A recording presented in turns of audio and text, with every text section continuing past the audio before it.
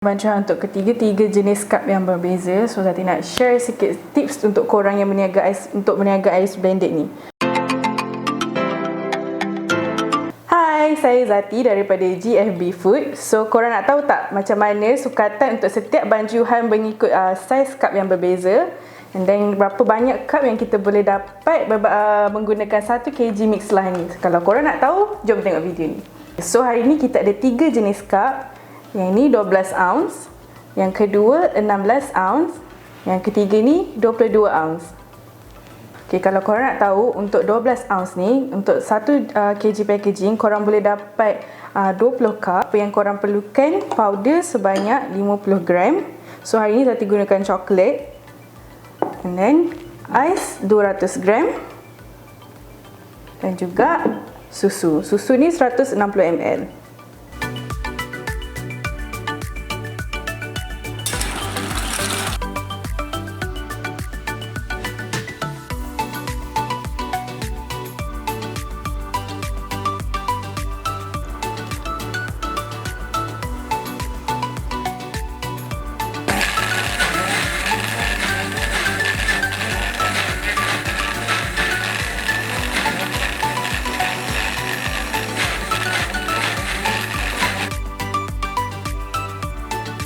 Okay, next Zati nak buat yang 16 ounce pula. So, yang korang perlukan 60 gram serbuk powder mix lah, 300 gram ais, dan juga 180 ml susu. Okay, untuk yang 16 ounce ni, korang boleh dapat 16 hingga ke 17 cup.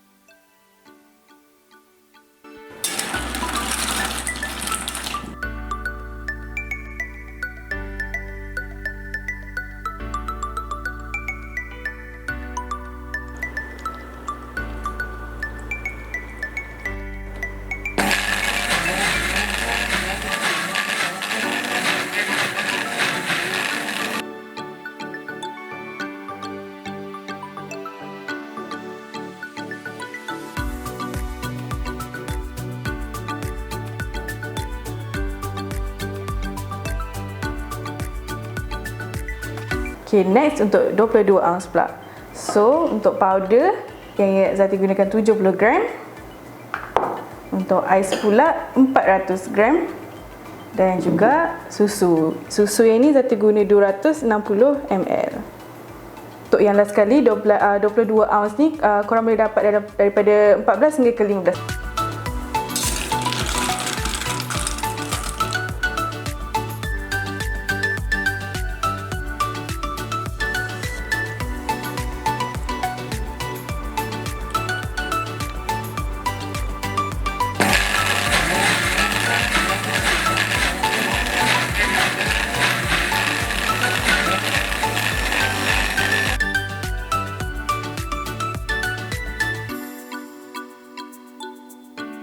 Okay, yang ni untuk bancuhan 22 ounce.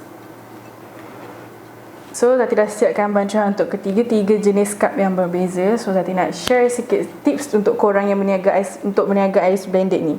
So, kalau korang nak yang rasa macam ais blended tu lebih manis, korang boleh tambahkan juga susu pekat dalam ais blended korang.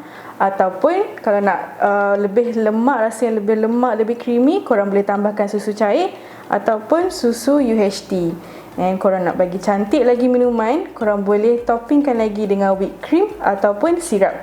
So minuman tu akan nampak lebih menarik lah. Okay, untuk saiz yang paling popular selalunya orang guna yang 12 ounce ataupun yang jenis 16 ounce ni lah.